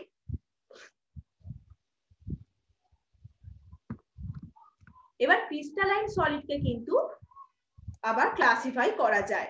ঠিক আছে, ক্রিস্টালাইন সলিডকে কিসের উপর বেস করে না, we will classify the crystalline solid on the basis of nature of intermolecular force or bonds that hold the constituent particle together. বলছে যে এই ক্রিস্টালাইন সলিড গুলোকে ক্লাসিফাই করব আমরা, কিছু ইন্টারমলিকুলার ফোর্স আছে বা বন্ডস আছে যার মাধ্যমে ওই কনস্টিটিউয়েন্ট পার্টিকেল গুলো হোল্ড টুগেদার, মানে একত্রে একদম রয়েছে, একত্রে যুক্ত আছে। কিছু মানে ইন্টারমলিকুলার ফোর্স রয়েছে বা বন্ডের মাধ্যমেই তো কনস্টিটিউয়েন্ট পার্টিকেল গুলো তারা পরস্পরের সাথে যুক্ত রয়েছে, সেটার উপর বেশ করেই আমরা ক্রিস্টালাইন যে সলিডস গুলোকে ক্লাসিফাই করা যায়। তার মধ্যে যে ইন্টারমলিকুলার ফোর্স বা বন্ডস গুলোর কথা বলছে সেগুলো হচ্ছে ধরো van der Waals force, ionic bond হতে পারে, কোভ্যালেন্ট বন্ড হতে পারে, মেটালিক বন্ড হতে পারে। অন দিস বেসিস এই সব যে ইন্টারমলিকুলার ফোর্স গুলো বা বন্ডস গুলোর উপর বেস করে, নেচারের উপর বেস করে ক্লাসিফাই করছি চারটে ক্যাটাগরিতে। 4 ক্যাটাগরিতে কিন্তু আমরা এই ক্রিস্টালাইন সলিডকে ক্লাসিফাই করি। তার মধ্যে একটা হচ্ছে মলিকিউলার, একটা হচ্ছে আয়নিক মানে molecular solid, ionic solid, metallic solid, covalent solid. চলো তাহলে এইগুলো সম্পর্কে আমরা একটু ডিসকাস করব। মলিকিউলারের মধ্যে দেখো, মলিকিউলার আর কনস্টিটিউয়েন্ট পার্টিকেল বুঝতেই পারা যাচ্ছে যে মলিকিউলার সলিড মানে সেটা মলিকিউল দিয়ে তৈরি হয়েছে, মলিকিউলার সলিডস মানে সেটা মলিকিউল দিয়ে তৈরি হয়েছে। তার মধ্যে আবার 3টে ডিভিশন আছে, একটা নন পোলার হতে পারে, একটা পোলার হতে পারে, আর একটা হাইড্রোজেন বন্ডেড হতে পারে। তাহলে 3 types of molecular solids present here. সেটা হচ্ছে নন পোলার মলিকিউলার সলিড। নন পোলার গুলো কিন্তু কি হয়, এরা হচ্ছে they comprise either atom, for example argon, helium, or the molecules formed by non-polar covalent bond. Non-polar covalent bond দিয়ে যে মলিকিউলস গুলো তৈরি হয়, যেমন সেম অ্যাটম দিয়ে যে মলিকিউল গুলো H2, Cl2, I2, hydrogen, chlorine, iodine molecules গুলো কিন্তু নন পোলার কোভ্যালেন্ট বন্ড দিয়ে তৈরি হয়, তাই তো। এছাড়া আর্গন আছে, হিলিয়াম আছে। এরা হচ্ছে নন পোলার মলিকিউলার সলিড, ঠিক আছে। In this solid, the atoms or molecules are held by weak dispersion force or London force বলতে পারো। এটা হচ্ছে এই সলিড গুলোতে কি হয়, অ্যাটম আর মলিকিউল গুলো লন্ডন ফোর্স, মানে সেটাই হচ্ছে খুবই একটা উইকেস্ট বলতে পারো, একদম উইকেস্ট ডিসপারশন ফোর্স হচ্ছে লন্ডন ফোর্স, সেটার মাধ্যমে কিন্তু এই অ্যাটমস আর মলিকিউল গুলো কিন্তু একত্রে থাকে। এবার হচ্ছে যে তাহলে উইক ডিসপারশন ফোর্স এর কথা আমরা বলছিলাম, সেটা হচ্ছে একটা বলতে পারো টেম্পোরারিলি অ্যাট্রাকটিভ ফোর্স, কিন্তু মানে ধরো when the electron in two adjacent atom occupy position that make the atom form temporarily dipole, dipole তৈরি করে দেয় সেই অ্যাটমটাকে, ঠিক আছে। এটাই হচ্ছে উইক ডিসপারশন ফোর্স, যার মাধ্যমে অ্যাটম বা মলিকিউলস গুলো একদম কি বলবো তোমার যুক্ত থাকে একে অপরের সাথে। এই মলিকিউলার সলিডের ক্ষেত্রে কিন্তু দেখা যায় দিস সলিডস আর সফট হয়, নন কন্ডাক্টর অফ ইলেকট্রিসিটি, একদমই মানে তড়িৎ পরিবহন ক্ষমতা খুবই একদমই কম, মানে তড়িতের যেটাকে বলে নন কন্ডাক্টর, তার মানে তড়িৎ পরিবহন করতে পারে না, আর এরা খুবই সফট হয়। আর এদের লো মেল্টিং পয়েন্টস রয়েছে, মানে গলনাঙ্কটা খুবই কম, আর এরা ইউজুয়ালি লিকুইড অর গ্যাসিয়াস স্টেটে হয় আর কি, usually in liquid gaseous stayed at room temperature or pressure, মানে রুম টেম্পারেচার আর প্রেসারে কিন্তু এরা লিকুইড অথবা গ্যাসিয়াস স্টেটে থাকে, তরল অথবা গ্যাসীয় অবস্থায় থাকে এরা। কারণ মলিকিউলার সলিডস এর কথা আমরা পড়ছি, তার মধ্যে ডিভিশন হচ্ছে নন পোলার মলিকিউলার সলিড। নন পোলার মলিকিউলার সলিড কিন্তু সফট হয়,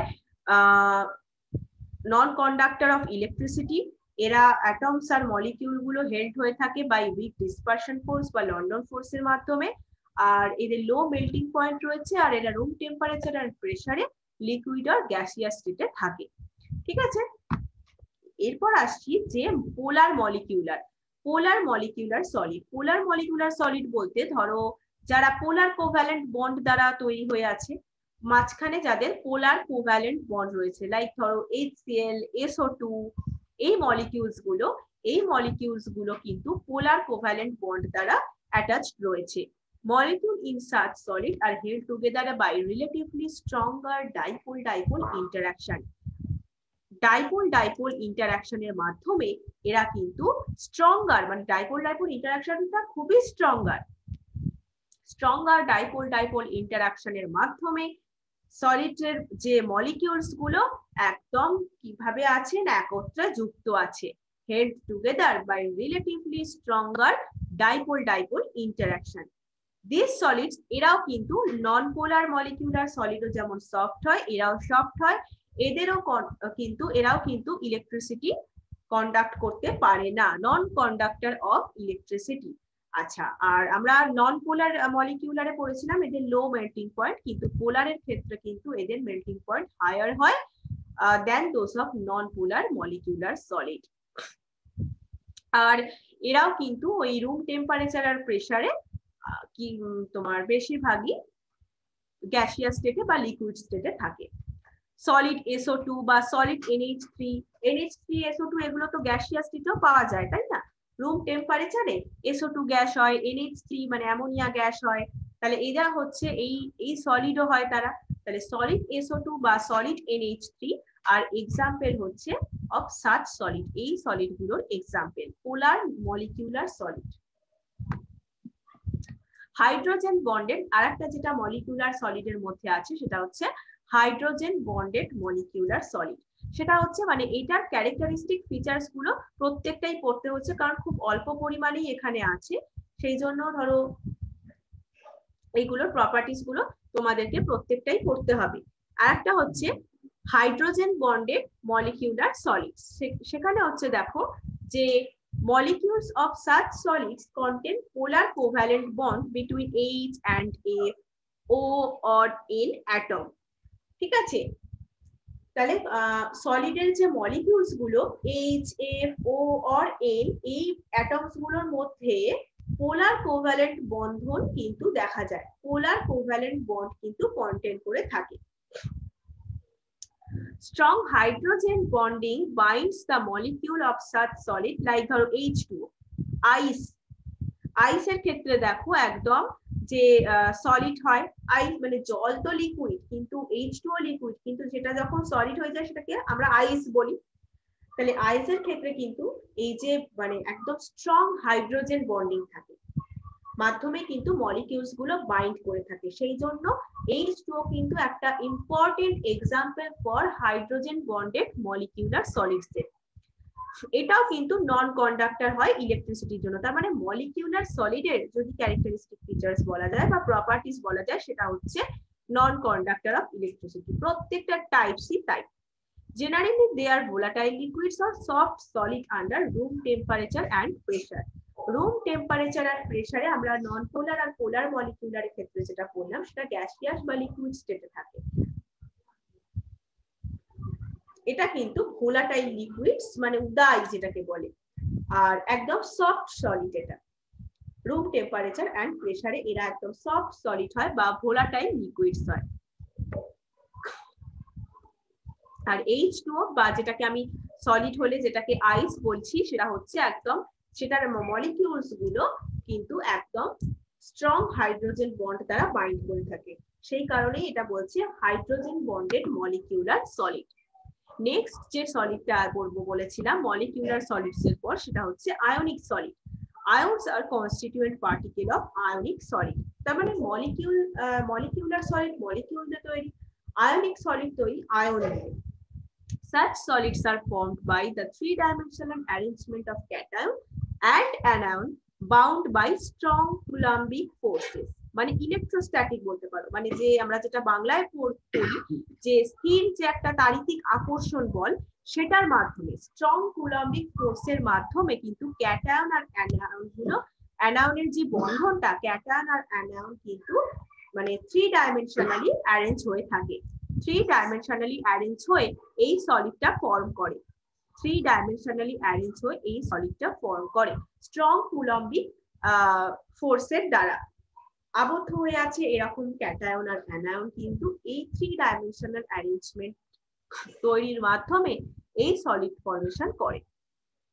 এই সলিডটা কিন্তু সফট হয় না, এরা কিন্তু হার্ড হয়।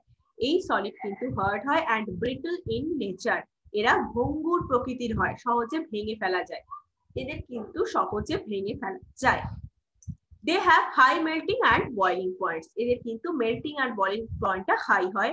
আর এই ions are not free to move about, they are electrical insulator in the solid state. এরা কিন্তু ইলেকট্রিক্যাল ইনসুলেটর হয় সলিড স্টেটে। কিন্তু যদি আমি মোল্টেন স্টেট বলি বা হয়ে ডিজলভড ইন ওয়াটার মানে একদম গলে যায় যখন বা জলে যখন ডিজলভ করে যায় মানে দ্রবীভূত হয়ে যায়, তখন কিন্তু ions become free to move.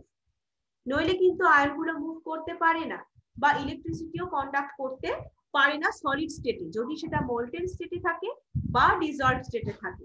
এটা কিন্তু আয়নিক সলিডস এর একটা ভেরি ভেরি ইম্পর্টেন্ট প্রপার্টিজ, যেটা হচ্ছে সলিড স্টেটে থেকে সেটা ইলেকট্রিক্যাল ইনসুলেটর, কিন্তু সেটা মোল্টেন বা যখন মোল্টেন স্টেট বা when dissolved in water তখন কিন্তু আয়নগুলো বিকাম ফ্রি টু মুভ, এরা কিন্তু ফ্রি ভাবে মুভ করতে পারে এবং তড়িৎ পরিবহন করতে পারে। দে কন্ডাক্ট ইলেকট্রিসিটি। এটাও কিন্তু তোমাদের এমসিকিউ এর জন্য খুবই ইম্পর্টেন্ট এই আয়নিক সলিডস থেকে। দেখো তাহলে খুব স্বল্প মানে খুব একদম অল্প লেখা আছে, তোমাদের পড়তেও কোনো অসুবিধা হবে না, কারণ প্রত্যেকটা পয়েন্টস তোমরা পয়েন্ট করে করে রাখবে। এটাও পারলে তোমরা নোটস বানাও যে আয়নগুলো আয়নিক সলিড আয়ন দিয়ে তৈরি। এছাড়া তোমাদের সামারাইজ করে একটা টেবিল দেওয়া আছে এরপরে, সেখান থেকেও তোমরা পড়তে পারো। সব থেকে বেটার হয় তোমরা খাতায় নোটস বানাতে পারলে তোমাদেরই মনে থাকবে বেশি। তো দেখো তাহলে এখানে আয়নিক সলিড হলো আয়ন দিয়ে তৈরি, যেটা হচ্ছে ওই স্ট্রং কুলম্বিক যে ফোর্স আছে তার মাধ্যমে বাউন্ড হয়ে আছে ক্যাটায়ন আর অ্যানায়ন গুলো এবং থ্রি ডাইমেনশনাল অ্যারেঞ্জমেন্টের মাধ্যমে এই সলিডটা ফর্ম হচ্ছে। হার্ড হয়, ব্রিটল হয় নেচারে, high melting and boiling point আছে। সলিড স্টেটে এরা কিন্তু এইভাবে পড়ছে পয়েন্ট ওয়াইজ, এইভাবে যেরকম লেখা আছে তুমি খাতায় নোটসটা সুন্দর করে লিখলে যে পয়েন্ট করে আয়ন হচ্ছে কনস্টিটিউয়েন্ট পার্টিকেল আয়ন, ঠিক আছে, কুলম্বিক ফোর্সের দ্বারা যেরকম ক্যাটায়ন অ্যানায়ন বাউন্ড হয়ে 3 ডাইমেনশনাল অ্যারেঞ্জমেন্টে ফরমেশন হচ্ছে। Hard and brittle in nature, high melting boiling point, এইভাবে লিখছো। Are not free to move when, তখন কি হচ্ছে, তারা সলিড স্টেটে ইলেকট্রিক ইনসুলেটর হিসেবে কাজ করছে। কিন্তু যখন মোল্টেন স্টেট বা ডিজলভ ইন ওয়াটার, তখন কিন্তু আয়নগুলো free to move about and they conduct electricity. এবার আছে মেটালিক সলিড। নেক্সট যেটা আছে সেটা হচ্ছে metallic solid.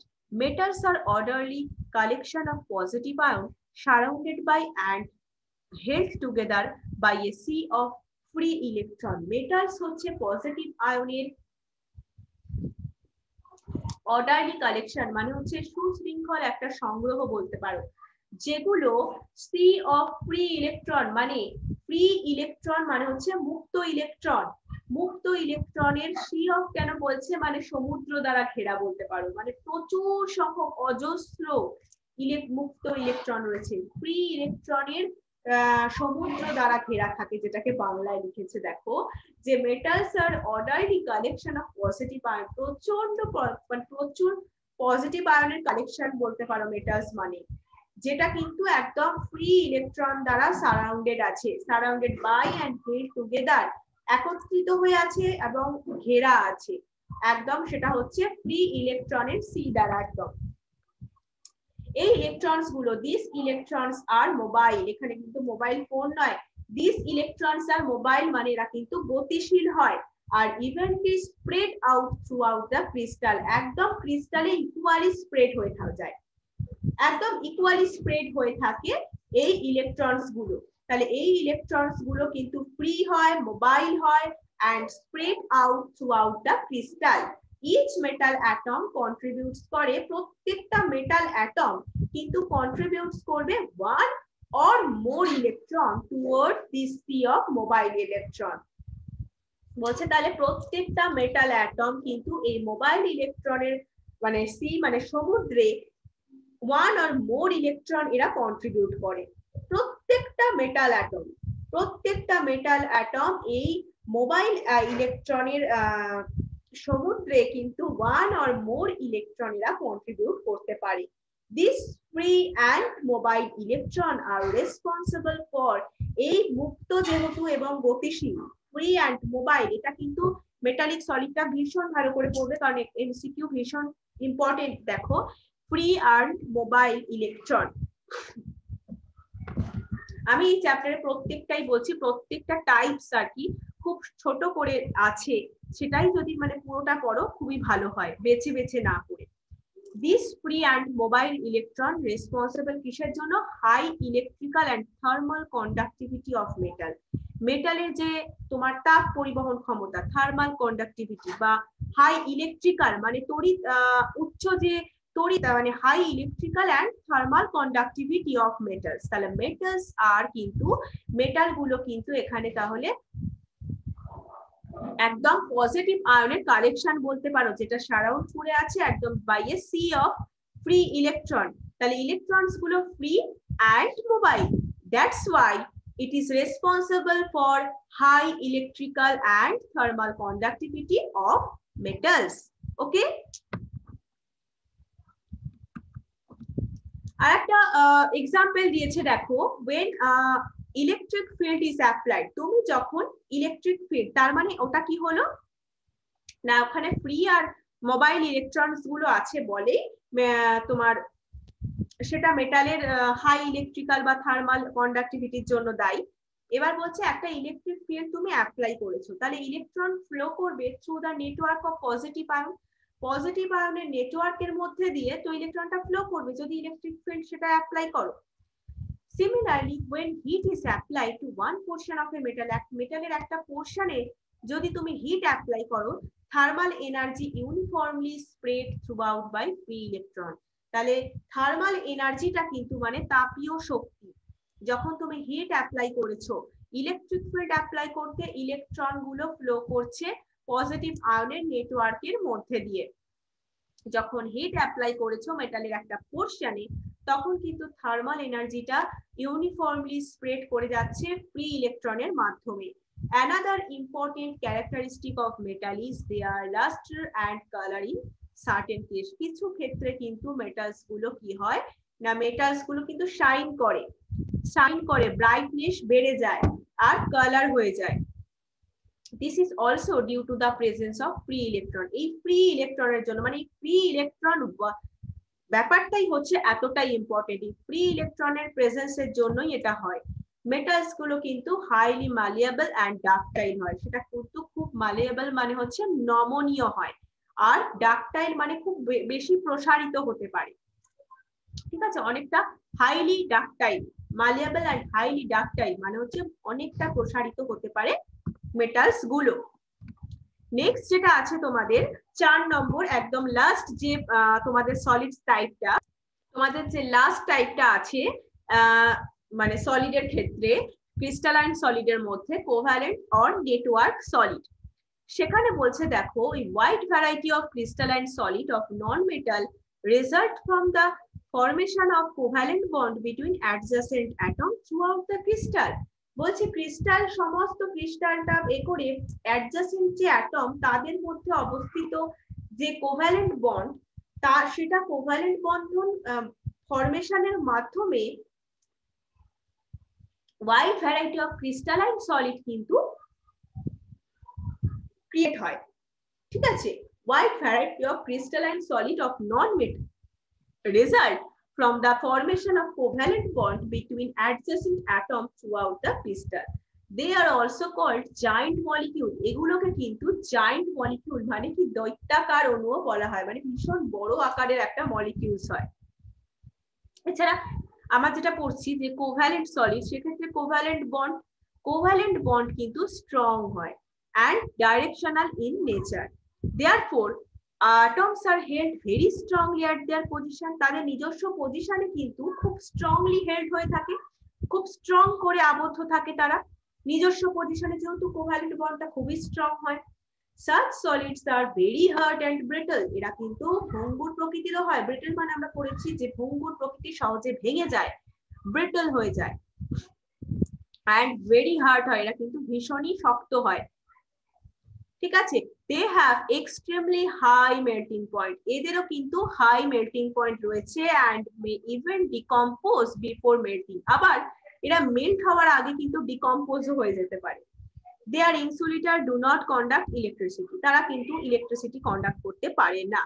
Diamond and silicon carbide are typical example of such solid. Diamond, silicon carbide, এই এক্সাম্পল বলো, প্রপার্টিজ গুলো এমসিকিউ এর জন্য কিন্তু মারাত্মক ইম্পর্টেন্ট।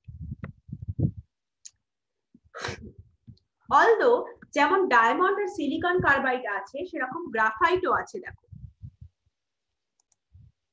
গ্রাফাইটে দেখো যে also belongs to this class of crystal, but আমরা কি বললাম, কোভ্যালেন্ট সলিড বা নেটওয়ার্ক সলিড খুবই হার্ড হয়, ভেরি হার্ড হয়, আর ইলেকট্রিসিটি কন্ডাক্ট করতে পারে না, এরা ইনসুলেটর হয়। কিন্তু গ্রাফাইট এই ক্লাসের মধ্যেই পড়ে, অথচ সে কিন্তু সফট হয় আর কন্ডাক্ট করতে পারে ইলেকট্রিসিটি, কন্ডাক্টর হয়, ইলেকট্রিসিটি পরিবহন করতে পারে। এই এক্সেপশনাল প্রপার্টিজ এর কারণ কি, এর টাইপিক্যাল স্ট্রাকচারের জন্য। স্ট্রাকচারটা কিরকম হয় দেখো, কার্বন অ্যাটম অ্যারেঞ্জ হয়ে থাকে ডিফারেন্ট লেয়ারে and each atom covalently bonded হয়ে থাকে to 3 of its neighboring atom in the same layer. Same লেয়ারেরই মানে কার্বন অ্যাটমটা ডিফারেন্ট লেয়ারে অ্যারেঞ্জ থাকে, এবং প্রত্যেকটা অ্যাটম কিন্তু আদার্স যে তোমার 3টে নেবারিং অ্যাটম আছে সেম লেয়ারে কিন্তু কোভ্যালেন্ট বন্ড দ্বারা এরা অ্যারেঞ্জ হয়ে থাকে। The fourth valence electron of each atom is present between different layer. Fourth যে ভ্যালেন্স ইলেকট্রনটা আছে কার্বনের যে ফোর্থ ভ্যালেন্স ইলেকট্রনটা, সেটা কিন্তু দুটো ডিফারেন্ট লেয়ারের একদম মিডলে অবস্থান করে, দুটো ডিফারেন্ট লেয়ারের মিডলে অবস্থান করে ফোর্থ ইলেকট্রনটা, ফোর্থ ভ্যালেন্স ইলেকট্রনটা। ঠিক আছে, প্রত্যেকটা কার্বন অ্যাটমের যে ভ্যালেন্স ইলেকট্রনটা, ফোর্থ ভ্যালেন্স ইলেকট্রনটা, সেটা কিন্তু দুটো ডিফারেন্ট লেয়ারের মিডলে অবস্থান করে এবং is free to move about, মানে ফ্রিলি মুভ করতে পারে। This free electron make graphite a good conductor of electricity. আমরা বললাম না ওই যে তোমার আগেরটায় যে মেটালিক সলিডের ফ্রি ইলেকট্রন রয়েছে, ফ্রি ইলেকট্রন থাকা মানে কিন্তু সেটা কিন্তু গুড কন্ডাক্টর হবে electricity, good conductor of electricity, ভালো একটা পরিবাহক হবে, পরিবহন ক্ষমতা তার, ইলেকট্রিসিটি পরিবহন ক্ষমতা তার খুব বেশি হবে। এই কারণে গ্রাফাইটের এই স্ট্রাকচারাল প্রপার্টিজ এর জন্যই এরা কিন্তু এই ক্লাসে বিলং করছে। কোভ্যালেন্ট সলিডের মধ্যে কিন্তু এদের একটা এক্সেপশন আছে, ঠিক আছে। তাহলে different layer can slide one over the other, বিভিন্ন লেয়ার গুলো কিন্তু একটার উপর একটা কিন্তু পিছলে যেতে পারে। এটা কিন্তু গ্রাফাইটকে একটা সফট, এর ফলে একটা গ্রাফাইট কিন্তু একটা সফট সলিডে পরিণত হয়। আর গুড সলিড লুব্রিক্যান্ট, এবার এটা কিন্তু একটা সলিড লুব্রিক্যান্ট মানে কি, একটা গুড সলিড মানে পিচ্ছিল কারক, পিচ্ছিল করতে কোনো অন্য কিছুকে আমি পিচ্ছিল করতে এটা ইউজ করতে পারি। সফট সলিড এই কারণেই হয়, একটার উপর একটা অপরটার উপর কিন্তু পিছলে যেতে পারে বিভিন্ন যে লেয়ার্স গুলো আছে। এর ফলে গ্রাফাইট একটা সলিড তোমার সফট সলিড, সেই কারণে এই জন্য এটা গুড সলিড লুব্রিক্যান্ট। এখান থেকেও কিন্তু খুব ভালো একটা এমসিকিউ তোমাদের এনইটির জন্য আসতে পারে, এটা কিন্তু অনলি আমি এনইটির জন্য বলছি। এনইটির জন্য কিন্তু ভেরি ভেরি ইম্পর্টেন্ট। দেখো গ্রাফাইট কিন্তু এখানে গ্রাফাইট থেকে কোয়েশ্চেন একটা আসতেই পারে। এটা টেবিল ওয়াইজ দেখো গ্রাফাইটের স্ট্রাকচারটা দেখো, লেয়ার ডিফারেন্ট লেয়ারে আছে কার্বন অ্যাটম গুলো, ঠিক আছে। এটা কিন্তু নেটওয়ার্ক স্ট্রাকচার অফ ডায়মন্ডের, আর এটা হচ্ছে স্ট্রাকচার অফ গ্রাফাইটের। নেক্সট দেখো এখানে ডিফারেন্ট টাইপস অফ সলিড গুলো, আমরা যেটা পড়লাম মলিকিউলার সলিড, তার মধ্যে নন পোলার আছে, পোলার আছে, হাইড্রোজেন বন্ডেড আছে। আয়নিক সলিড, তার মধ্যে আয়নিক সলিড, আর একটা যেটা রয়েছে আমাদের মেটালিক আর কোভ্যালেন্ট, তাই তো। তার মধ্যে তাহলে দেখো এখানে প্রত্যেকটা পয়েন্ট ওয়াইজ দিয়ে দিয়েছে। কনস্টিটিউয়েন্ট পার্টিকেল মানে মলিকিউল দিয়ে তৈরি, এটা আয়ন দিয়ে তৈরি, এটা positive ion in a sea of delocalised electron বা ফ্রি ইলেকট্রন, কোভ্যালেন্ট বা অ্যাটম দিয়ে তৈরি। তারপর বন্ডিং বা অ্যাট্রাকটিভ ফোর্স কোনটার ক্ষেত্রে কোনটা, এক্সাম্পল ফিজিক্যাল নেচার, সফট কোনটা, হার্ড কোনটা, ইলেকট্রিক কন্ডাক্টিভিটি কে ইনসুলেটর কে কন্ডাক্টর, মেল্টিং পয়েন্টটা কিরকম লো না হাই, দেখো প্রত্যেকটা কিন্তু পয়েন্ট ওয়াইজ দেওয়া রয়েছে, ঠিক আছে। তাহলে এই হচ্ছে তোমাদের আজকে এই পর্যন্তই আমি সলিড স্টেটে পড়ালাম। নেক্সট দিন আমরা নেক্সট পার্টটা ডিসকাস করব, ঠিক আছে। তাহলে এই পার্টটার ওপর কিন্তু নেক্সট উইক তোমাদের টেস্ট থাকবে, ঠিক আছে। এই পার্টটার ওপর তোমাদের নেক্সট উইক টেস্ট থাকবে, ঠিক আছে। চলো তাহলে আজকে এই পর্যন্তই, আবার নেক্সট ক্লাসে আমাদের দেখা হবে। Okay, good night, bye, thank you.